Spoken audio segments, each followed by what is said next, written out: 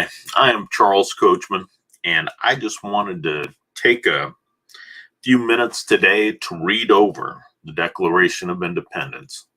After all, it is this day which we are celebrating. I remember the first time that I ever heard about this. Not the first time I heard about 4th of July, but the first time I heard about the Declaration of Independence. It was when we studied the Declaration of Independence and we studied U.S. history in 5th grade back in the late 1960s, early 1970s. I had a teacher, Mrs. Barrington, who wanted us to understand a little bit about our history. And this was part of it. 245 years ago, this was written. The Declaration of Independence in Congress, July 4th, 1776. The unanimous declaration of the 13 United States of America, when in the course of human events, it becomes necessary for one people to dissolve political bands which have connected them one another, and to assume among the powers of the earth the separate and equal station to which the laws of nature and of nature's gods entitle them. A decent respect to the opinions of mankind requires that they should declare the causes which impel them to separation. We hold these truths to be self-evident, that all men are created equal, that they are endowed by their Creator with certain unalienable rights, that among these are life, liberty, and the pursuit of happiness, that to secure these rights, governments are instituted among men, deriving their just powers from the consent of the governed, that whenever any form of government becomes destructive of these ends, it is the right of the people to alter or to abolish it, and to institute a new government, laying its foundation on such principles and organizing its powers in such form as to them shall seem most likely to affect their safety and happiness. Prudence, indeed, will dictate that governments long established should not be changed for light and transient causes. And accordingly, all experience has shown that mankind are more disposed to suffer while evils are sufferable than to right themselves by abolishing the forms to which they are accustomed. But when a long train of abuses, usurpations, pursuing invariably the same object, evinces a design to reduce them under absolute despotism, it is their right, it is their duty to throw off such government and to provide new guards for their future security, such as the patient sufferance of these colonies, and such is now the necessity which constrains them to alter their former system of government. The history of the present King of Great Britain is a history of repeated injuries and usurpations, all having in direct object the establishment of an absolute tyranny over these states. To prove this, let facts be submitted to a candid world. He has refused his assent to laws, the most wholesome and necessary for the public good. He has forbidden his governors to pass laws of immediate and pressing importance, unless suspended in their operation till his assent shall be obtained, and when so suspended, he has utterly neglected to attend them.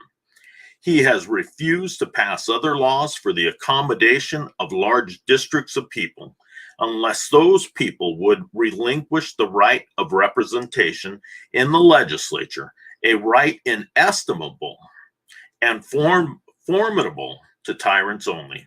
He has called together legislative bodies at places unusual, uncomfortable, and distant from the depository of the public records, for the sole purpose of fatiguing them into compliance with his measures.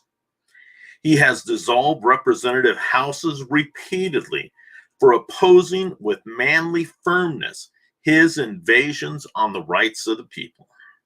He has refused for a long time after such dissolutions to cause people to be elected whereby the legislative powers incapable of annihilation have returned to the people at large for their exercise, the state remaining in the meantime exposed to all dangers of invasion from without and convulsions from within. He was endeavored to prevent the population of these states, for that purpose obstructing laws of naturalization of foreigners, refusing to pass others to encourage their migrations hither, and raising the conditions of new appropriations of lands. He had obstructed the administration of justice by refusing his assent to laws for establishing judiciary powers. He has made judges depart on his will alone for the tenure of their offices and the amount and payment of their salaries. He has erected a multitude of new offices and sent hither swarms of officers to harass our people and eat out their substance. He has kept among us in times of peace standing armies without consent of our legislatures. He has affected to render the military independent of and superior to civil powers. He has combined with others to subject us to jurisdiction foreign to our Constitution and unacknowledged by our laws, giving his assent to their acts of pretended legislation, for quartering large bodies of armed troops among us, for protecting them by a mock trial from punishment for any murders which they should commit on the inhabitants of these states, for cutting off our trade with all parts of the world, for imposing taxes on us without our consent, for depriving us in many cases of the benefits of a trial by jury, for transporting us beyond seas to be tried for pretended offenses, for abolishing the free system of English laws in our neighboring province, establishing therein an arbitrary government, and enlarging its boundaries so as to render it at once an example and fit instrument for introducing the same absolute rules in these colonies, for taking away our charters, abolishing our most valuable laws, and altering fundamentally the forms of our government, for suspending our own legislatures and declaring themselves invested with power to legislate for us in all cases whatsoever. He has abdicated government here by declaring us out of his protection and waging war against us. He has plundered our seas, ravaged our coasts, burnt our towns, and destroyed lives of our people. He is at this time transporting large armies of foreign mercenaries to complete the works of death, desolation, and tyranny, already begun with the circumstances of cruel perfidy and scarcely paralleled in the most barbarous ages and totally unworthy the head of a civilized nation.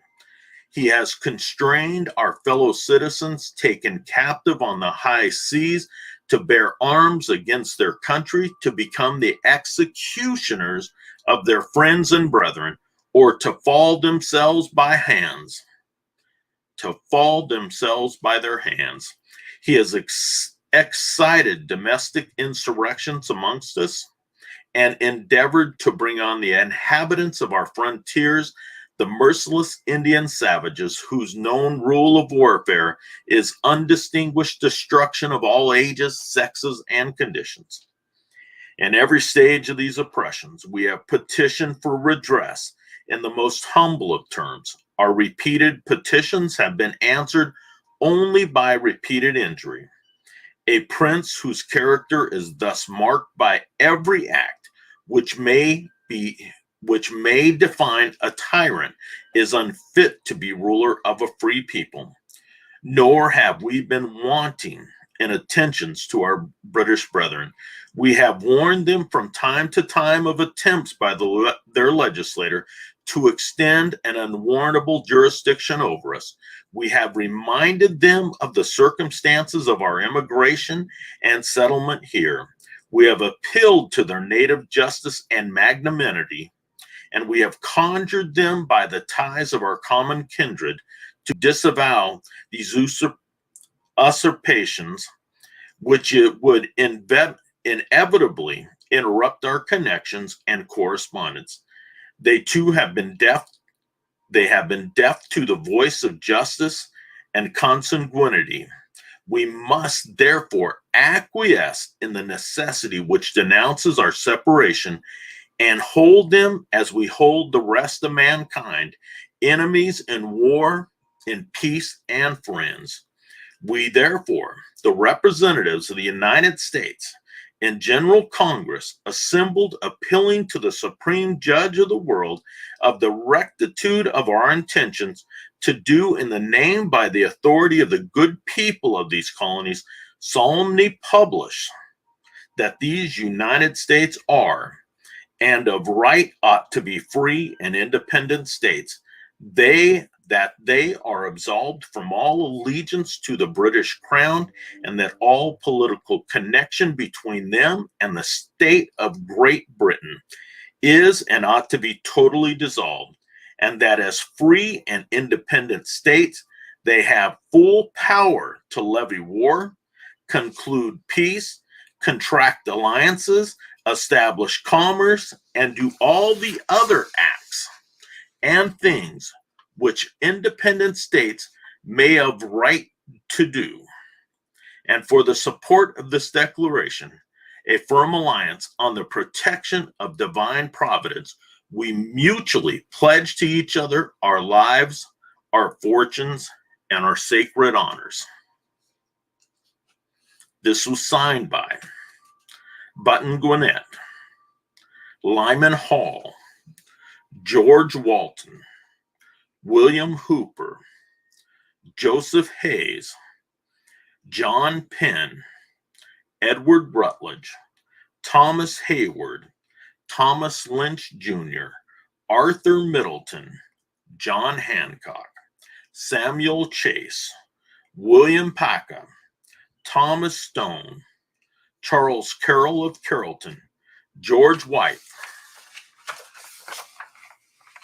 Richard Henry Lee, Thomas Jefferson, Benjamin Harrison, Thomas Nelson Jr., Francis Lightfoot Lee, Carter Braxton, Robert Morris, Benjamin Rush, Benjamin Franklin, John Morton, George Clymer, James Smith, George Taylor, James Wilson, George Ross, Caesar Rodney, George Reed, Thomas McKean, William Floyd, Philip Livingston, Francis Lewis, Lewis Morris, Richard Stockton, John Witherspoon, Francis Hopkinson, John Hart, Abraham Clark, Josiah Bartlett, William Whipple, Samuel Adams, John Adams,